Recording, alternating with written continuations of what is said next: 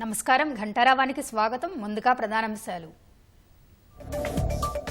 కొనసాగుతున్న రాష్ట్ర మంత్రివర్గ సమావేశం, రైతు భరోసా, కొత్త రేషన్ కార్డులపై చర్చలు.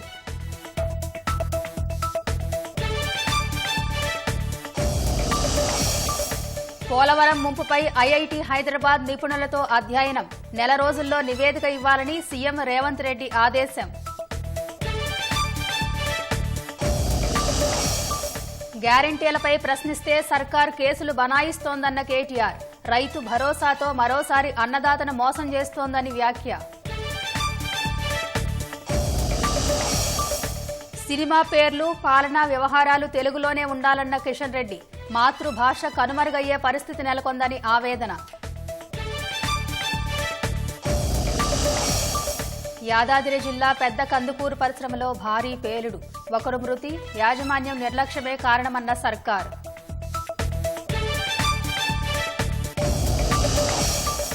గ్రామీణుల్లో కొనుగోలు శక్తి పెరగడంతో పేదరికం తగ్గిందన్న ప్రధాని, ఉపాధి అవకాశాలతో వలసలు నివారించామన్న మోదీ.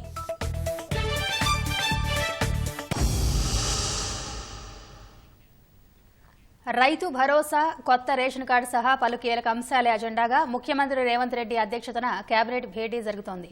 మరింత సమాచారం మా ప్రతినిధి నగేష్ చారి ప్రత్యక్ష ప్రసారం ద్వారా అందిస్తారు.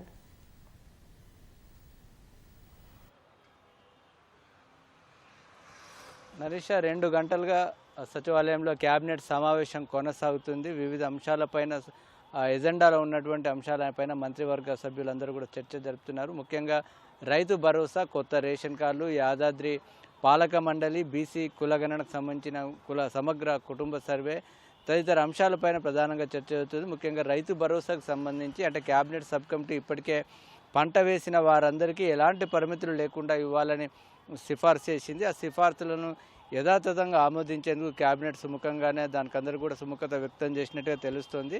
అయితే ఒకేసారి 2500 ఎకరానికి ఇవ్వడానికి రాష్ట్ర ఆర్థిక పరిస్థితులు అనుకూలంగా లేనందున ఒకేసారి ఇవ్వాలా లేక క్రమంగా పెంచుతూ పోవాలా అనే అంశంపైన చర్చ జరుగుతున్నట్టుగా తెలుస్తుంది. దానిపైన కూడా ఒక నిర్ణయం తీసుకొని ఉన్నారు. అదేవిధంగా కొత్త రేషన్ కార్డులు, ఇదేవిధంగా ఇప్పుడు ఉన్నటువంటి రేషన్ కార్డులకు సన్నబియ్యం పంపిణీ పైన సన్నబియ్యం ఇవ్వడానికి సన్నబియ్యం ఎంతవరకు ఇప్పుడు మనకు పంట వచ్చింది, అదేవిధంగా రాష్ట్రంలో ఎంతమందికి ఉన్నారు, ఉచితంగా ఇస్తే ఎంత ఆర్థిక భారం అవుతుంది అనే అంశాలపైన చర్చ జరిపి నిర్ణయం తీసుకునే అవకాశం ఉంది. అదేవిధంగా కులగణన పూర్తయింది కాబట్టి రాష్ట్రంలో కులాల వారిగా సంఖ్య ఇప్పటికే తేలిపోయింది. వాటన్నిటిని కూడా క్యాబినెట్లో చర్చించి దానికి ఆమోద ముద్ర వేసి చట్టబద్ధత ఇచ్చే పరిస్థితిని కూడా పరిశీలిస్తున్నారు. ఆ తర్వాత దాన్ని డెడికేటెడ్ కమిషన్కి ఇచ్చి పంచాయతీ ఎన్నికల్లో స్థానిక రిజర్వేషన్ సంస్థలు బీసీలకు రిజర్వేషన్లు ఎంత ఉండాలనే అంశాన్ని తేల్చడం కోసం డెడికేటెడ్ కమిషన్కి ఇవ్వనున్నారు. వీటన్నిటిపై కూడా చర్చ జరుగుతుంది. అదేవిధంగా యాదగిరిగుట్టకు టీటీడీ తరహాలో పాలక మండలి, అదేవిధంగా పంచాయతీరాజ్ శాఖలో కారుణ్య నియామకాలకు సంబంధించిన ఆమోదం, మరికొన్ని కొత్తగా గ్రామ పంచాయతీలు, మండలాల ఏర్పాటు, వీటన్నిటిపైన కూడా చర్చ జరుగుతుంది.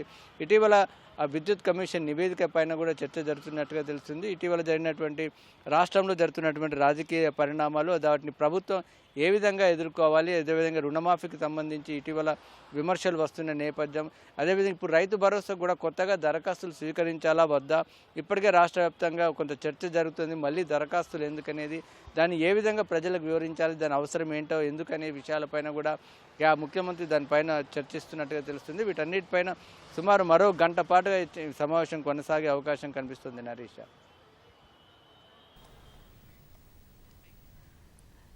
ధన్యవాదాలు చారి. ఆంధ్రప్రదేశ్లో నిర్మిస్తున్న పోలవరం ప్రాజెక్టుతో రాష్ట్రంపై ప్రభావాన్ని ఐఐటి హైదరాబాద్తో అధ్యయనం చేయించాలని ముఖ్యమంత్రి రేవంత్ రెడ్డి ఆదేశించారు. నీటిపారుదల శాఖ ఉన్నతాధికారులతో ముఖ్యమంత్రి, నీటిపారుదల శాఖ మంత్రి ఉత్తమ్ కుమార్ రెడ్డి సమీక్ష నిర్వహించారు. పోలవరం నిర్మాణంతో భద్రాచలం ఆలయానికి ఏర్పడే ముప్పుపై నెల రోజుల్లో సమగ్ర అధ్యయనం చేయాలని రేవంత్ రెడ్డి ఆదేశించారు. ఐఐటి హైదరాబాద్ బృందంతో సమన్వయం కోసం ప్రత్యేక అధికారిని నియమించాలని సూచించారు. 2022లో 27 లక్షల క్యూసెక్కుల వరద నీరు వచ్చినప్పుడు భద్రాచలం ఆలయం ముంపునకు గురైనట్లు సీఎంకి నీటిపారుదల శాఖ అధికారులు వివరించారు. ఆంధ్రప్రదేశ్ సర్కార్ కొత్తగా చేపట్టనున్న గోదావరి బనకచర్ల ప్రాజెక్టు అంశాన్ని సీఎం దృష్టికి తీసుకెళ్లారు. ఆ ప్రాజెక్టు పైన ఇటీవల ఏపీ ప్రభుత్వం పవర్ పాయింట్ ప్రజెంటేషన్ ఇచ్చిందని చెప్పారు. వరద జలాల ఆధారంగా నిర్మించనున్న ఆ ప్రాజెక్టుకు ఎలాంటి అనుమతులు లేవని రేవంత్ రెడ్డికి వివరించారు. బనకచర్లపై ఏపీ ప్రభుత్వ ప్రధాన కార్యదర్శికి తెలంగాణ అభ్యంతరాలను తెలపాలని అధికారులకు ముఖ్యమంత్రి రేవంత్ రెడ్డి సూచించారు. అవసరమైతే గోదావరి బోర్డు, కేంద్ర జల జలశక్తి శాఖకు లేఖలు రాయాలని ఆదేశించారు. నాసిరకం విత్తనాలతో రైతులు పంట నష్టపోతున్న నేపథ్యంలో విత్తన కంపెనీలు నష్టపరిహారం చెల్లించే విధంగా విత్తన చట్టంలో సవరణలు చేయాలని వ్యవసాయ శాఖ మంత్రి తుమ్మల నాగేశ్వరరావు కేంద్రానికి సూచించారు. ఢిల్లీ నుంచి కేంద్ర వ్యవసాయ శాఖ మంత్రి శివరాజ్ సింగ్ చౌహాన్ అన్ని రాష్ట్రాల వ్యవసాయ శాఖ మంత్రులతో వీడియో కాన్ఫరెన్స్ నిర్వహించారు. ఈ కార్యక్రమంలో తెలంగాణ నుంచి వ్యవసాయ శాఖ మంత్రి తుమ్మల నాగేశ్వరరావు పాల్గొన్నారు. తెలంగాణ సహా అన్ని రాష్ట్రాల మంత్రుల నుంచి వ్యవసాయ రంగంలో ప్రవేశపెట్టబోతున్న సంస్కరణలపై సలహాలు, సూచనలు వివిధ రాష్ట్రాల వ్యవసాయ శాఖ మంత్రుల నుంచి కేంద్ర మంత్రి స్వీకరించారు. పీడీఎంసీ మార్గదర్శకాల ప్రకారం డ్రిప్ పరికరాల ధరలను పునః పరిశీలించాలని కేంద్రాన్ని కోరారు. పచ్చిరొట్ట ఎరువులను మరింతగా ప్రోత్సహించడానికి కేంద్రం ఆర్థిక సహాయం అందించాలని మంత్రి తుమ్మల అభ్యర్థించారు.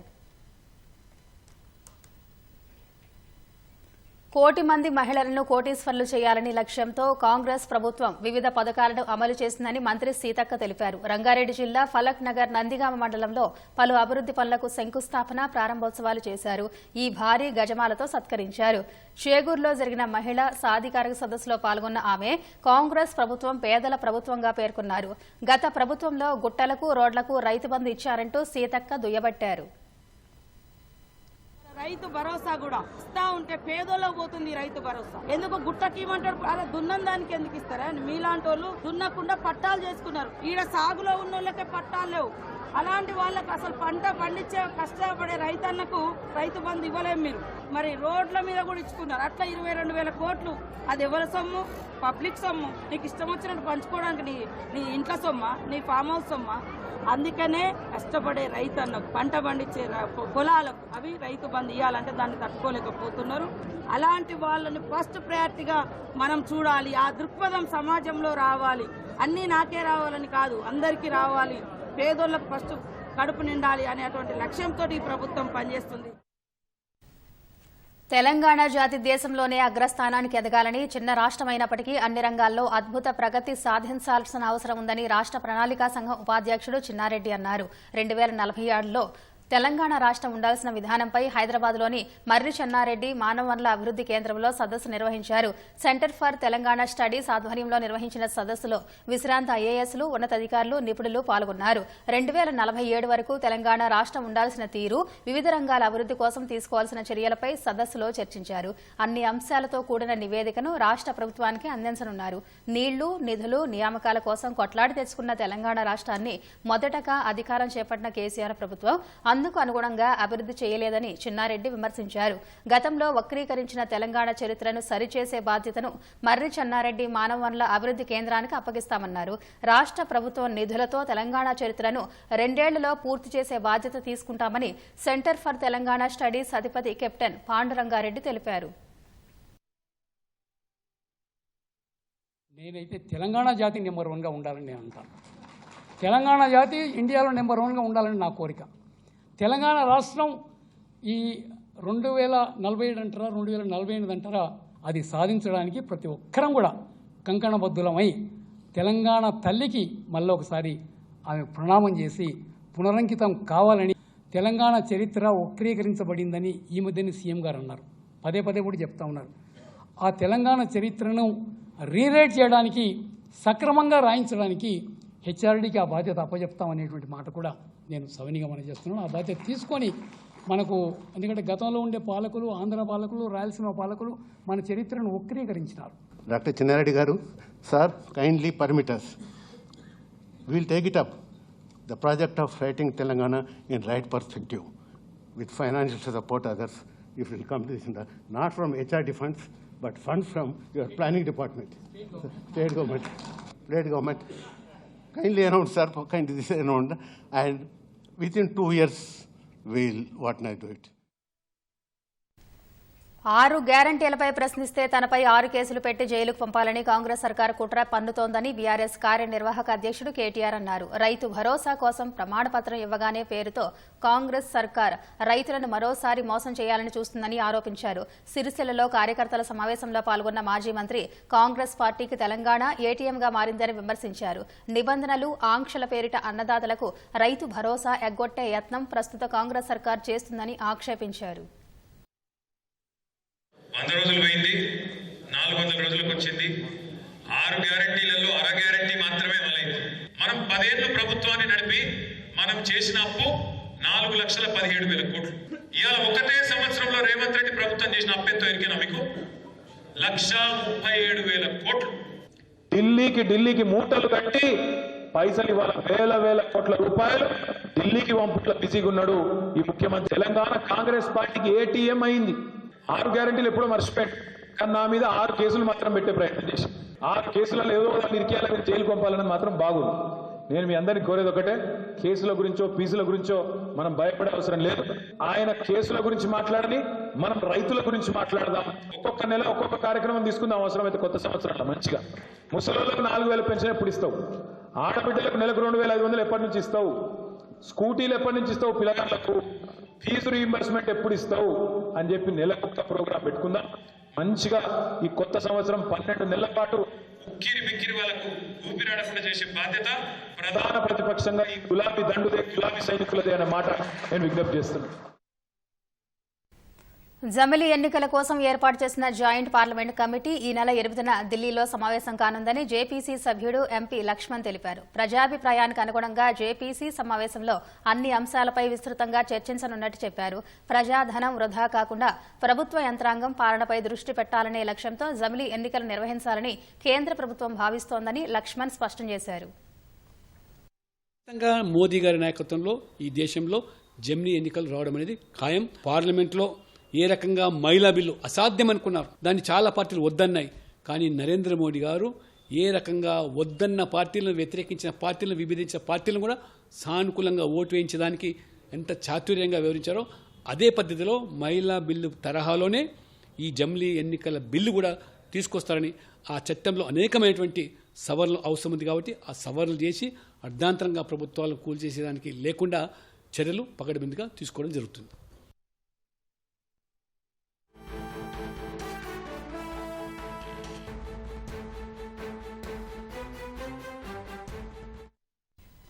తాజాంశాన్ని చూస్తున్నాం. హైదరాబాద్లో చెరువుల పరిరక్షణ, పునరుద్ధరణ సహా ప్రభుత్వ స్థలాలను కాపాడేందుకు రాష్ట్ర ప్రభుత్వం ఏర్పాటు చేసిన హైడ్రా ప్రతి సోమవారం ప్రజల నుంచి నేరుగా ఫిర్యాదులు స్వీకరించబోతుంది. ఇక మరిన్ని వివరాలు మా ప్రతినిధి సతీష్ అడిగి తెలుసుకుందాం. సతీష్, చెప్పండి, ప్రజల నుంచి నేరుగా హైడ్రా ఎప్పుడు ఫిర్యాదులు స్వీకరించనుంది? హైదరాబాద్ మహానగరంలో చెరువుల పరిరక్షణతో పాటు ప్రభుత్వ స్థలాలను కాపాడేందుకు ఏర్పాటు చేసినటువంటి హైడ్రా ఇక నుంచి ప్రతి సోమవారం నేరుగా ప్రజల నుంచి ఫిర్యాదులు స్వీకరించబోతుంది. ఈ నెల 6 నుంచి హైడ్రా బుద్ధభవన్ లో ఉన్నటువంటి హైడ్రా కార్యాలయంలో ఫిర్యాదులు స్వీకరించనున్నట్లు కమిషనర్ రంగనాథ్ స్పష్టం చేయడం జరిగింది. చెరువులు, ప్రభుత్వ స్థలాలు, నాలాలు, పార్కులు ఇలా ప్రజా అవసరాలకు ఉద్దేశించినటువంటి స్థలాల పరిరక్షణలో ప్రజలను భాగస్వామ్యం చేయాలనే ఉద్దేశంతో ఈ కార్యక్రమాన్ని నిర్వహిస్తున్నట్లుగా రంగనాథ్ వెల్లడించారు. ప్రజల నుంచి నేరుగా ఫిర్యాదులతో పాటు సలహాలు కూడా స్వీకరిస్తామని వెల్లడించినటువంటి ఆయన ఉదయం 11 గంటల నుంచి మధ్యాహ్నం 2 గంటల వరకు, తిరిగి 3 గంటల నుంచి సాయంత్రం 5:30 వరకు బుద్ధభవన్ లోని కార్యాలయానికి వచ్చి నేరుగా ఫిర్యాదు చేయవచ్చు అని కూడా సూచించారు. అయితే ఫిర్యాదు చేసే సమయంలో దానికి సంబంధించినటువంటి అన్ని ఆధారాలు, పూర్తి వివరాలు కూడా హైడ్రాకి అందజేయాలని కూడా సూచించారు. ఒకవేళ నగర ప్రజలకు దీనికి సంబంధించిన సందేహాలు ఉంటే 04029565758, 04029560596 నంబర్లను సంప్రదించాలని కూడా రంగనాథ్ కోరడం జరిగింది. ఇప్పటికే హైడ్రాకు దీనికి సంబంధించి దాదాపు 5,000 పైగా ఫిర్యాదులు అందాయి. ఈ క్రమంలోనే ప్రతి సోమవారం నుంచి కూడా జరిగేటువంటి ఈ ప్రజావాణికి సంబంధించి ఫిర్యాదులలో ఎన్ని వస్తే అన్నిటికీ ప్రాధాన్యత ఇస్తూ వచ్చినటువంటి ఫిర్యాదులనే ప్రాధాన్యత క్రమంలో వాటిని పరిష్కరించేందుకు కృషి చేస్తామని కూడా రంగనాథ్ వెల్లడించారు. ధన్యవాదాలు సతీష్. మాతృభాష పరిరక్షణకు ప్రతి ఒక్కరూ కృషి చేయాలని కేంద్ర మంత్రి కిషన్ రెడ్డి పిలుపునిచ్చారు. తెలియకుండానే తెలుగు భాష కనుమరుగయ్యే పరిస్థితి వచ్చిందన్నారు. ప్రపంచ తెలుగు సమాఖ్య మహాసభలకు హాజరైన కేంద్ర మంత్రిని సమాఖ్య నిర్వాహకులు సన్మానించారు. ప్రాథమిక స్థాయి వరకు మాతృభాషలోనే విద్యా బోధన ఉండాలని కిషన్ రెడ్డి అభిప్రాయపడ్డారు. సినిమా పేర్లు, కోర్టుల్లో వాదనలు, తీర్పులు, పాలన, అధికార వ్యవహారాలు తెలుగులో జరగాలన్నారు. తెలంగాణ, ఏపీ రాష్ట్రాల్లోని అన్ని పాఠశాల అధ్యాపకులు తెలుగు బోధన మీద దృష్టి పెట్టాలని కేంద్ర మంత్రి సూచించారు. మన తెలుగు భాషలో అనేక యాసలు, అనేక మాండలికాలు అద్భుతంగా, అందంగా కనిపించేటువంటి భాష మన తెలుగు భాష. అటువంటి భాషను మనమందరం రక్షించుకోవాలి. తల్లి పాలతో తేంచినది తెలుగు భాష, సర్వభావాలను రుచులు నేర్పినది అమృతాంగి మన తెలుగు భాష.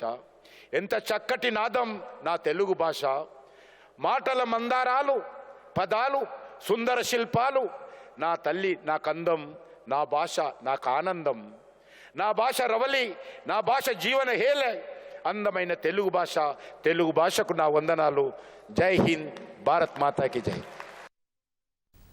యాదగిరిగుట్ట మండలం పెద్ద కందుకూరు శివార్లోని ప్రీమియర్ ఎక్స్ప్లోజివ్స్ పరిశ్రమలో భారీ పేలుడు సంభవించింది. పేలుడు ధాటికి పరిశ్రమలో పనిచేసే ఓ కార్మికుడు మృతి చెందగా 3 గాయాలయ్యాయి.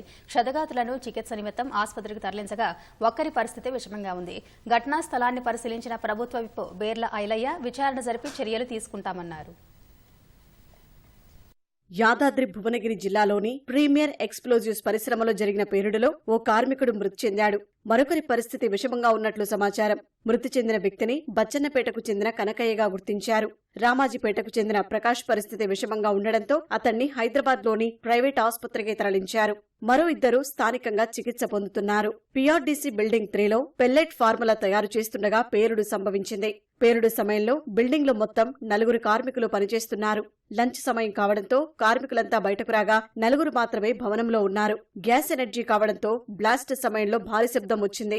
యాదగిరిగుట్ట మండలంలోని సుమారు 8 కిలోమీటర్ల వరకు పరిశ్రమ చుట్టూరా భారీ శబ్దం వినపడినట్లు స్థానికులు చెబుతున్నారు. ఘటనా స్థలాన్ని పరిశ్రమ డైరెక్టర్ స్థానిక సర్కిల్ ఇన్స్పెక్టర్ తో కలిసి పరిశీలించారు. ఒక ప్రాసెస్ బిల్డింగ్ లో 9:45 ప్రాంతంలో జరిగింది. ఆ సమయంలో ఆ బిల్డింగ్ లో 4 ఎంప్లాయీస్ మాత్రమే పనిచేస్తున్నారు. అందరూ ఊహించినట్టుగా 15 మంది 20 మంది ఆ బిల్డింగ్ లో లేరు. ఆ బిల్డింగ్ ఇన్ఛార్జి గాని, ఆ బిల్డింగ్ అదర్ టెక్నీషియన్స్ గాని అందరూ లంచ్ టైం దగ్గర సమీపిస్తున్నందున బయటికి వచ్చేసారు. సంఘటన ఏ విధంగా జరిగింది అనేది ఇంకా నిశ్చితంగా పరిశీలించి చెప్పగలను. ఆ ఇన్సిడెంట్ జరిగినప్పుడైతే లోపల 4 మెంబర్స్ ఉన్నారు. దానికి సంబంధించిన హైదరాబాద్ ఇంటర్వ్యూ మాత్రం బయట ఉన్నారంట. వాళ్ళకి మార్నింగ్ 6 to 2 o'clock షిఫ్ట్ ఇది అని తెలుస్తుంది. వాళ్ళు చెప్పే దాని ప్రకారం 6 o'clock ఎక్కారు కాబట్టి డ్యూటీకి మధ్యాహ్నం లంచ్ గురించి 10 o'clock లంచ్ టైం ఉంది అది. సో ఒక 10 నిమిషాల ముందే కొంతమంది బయటకు వెళ్ళడం వల్ల అప్పుడు ఇన్సిడెంట్ జరిగినప్పుడు మాత్రం ఓన్లీ 4 persons ఉన్నారని తెలుస్తుంది. దీనిపైన ఒకవేళ మొత్తం ఇన్డెప్త్ గా ఇన్వెస్టిగేషన్ చేసి నెగ్లిజెన్స్ పైన మనం యాక్షన్ తీసుకుని జరుగుతుంది. భోజన విరామ సమయం కావడంతో తాము బయటికెళ్లామని, అప్పుడే ఘటన జరిగినట్లు బాధితుల సహచర కార్మికులు తెలిపారు. 9:30, 9:20 అవుతుంది. ఏకదమ్ పక్క బిల్డింగ్ స్పార్క్ మంటలు వెళ్తున్నాయి, ఉరికొస్తున్నాయి, బాగాలే ఉరికొస్తున్నాయి. అటు ఇటు ఇక అందరం ఉత్తనే ఉన్నాం. ఇక ఆ పసిప్ట్ వాళ్ళు ఉన్నారు ఆ బిల్డింగ్ పక్క బిల్డింగ్. వాళ్ళు లంచ్కి వెళ్దామని రెడీ అయ్యి బయటకు ఉన్నారు. వాళ్ళు అనుకోకుండా ఆటోమేటిక్గా లోపల ఏం జరిగిందో మాకు తెలియదు. ఏకదమ్ మంటలు లాగానే మేము పక్క బిల్డింగ్ వాళ్ళము, వాళ్ళు వీళ్ళు అందరూ ఉత్తరం ఉన్నాం చెల్లెలకి. ఇవన్నీ వస్తున్నాయి. ఆ సౌండ్కు తలక మిరనాలన్నీ కూస్తున్నాయి. భయం అవుతుంది. ఇంకా టైంలో మేము లోపల ఉన్నాం. పక్కపంట బిల్డింగ్ సౌండ్ రాగానే చెట్లు పడి ఉడుతూనే ఉన్నాం. అంతే ఇక మాకు చెవులు గిగ్గి అంటాయి. సపరేట్గా దూరం పడి వెళ్ళిపోయినాం. లోపల ఏం జరిగింది మాకు తెలియదు. మేము అక్కడ ఆఫీస్లో కూర్చున్నాము. మాకు సౌండ్ వినబడ్డది. సౌండ్ వినబడగానే సౌండ్ బయటకు ఉరికొచ్చేసింది. బయటకు వచ్చే వరకు ఇంకొకసారి పెద్దగా సౌండ్ వినబడ్డది.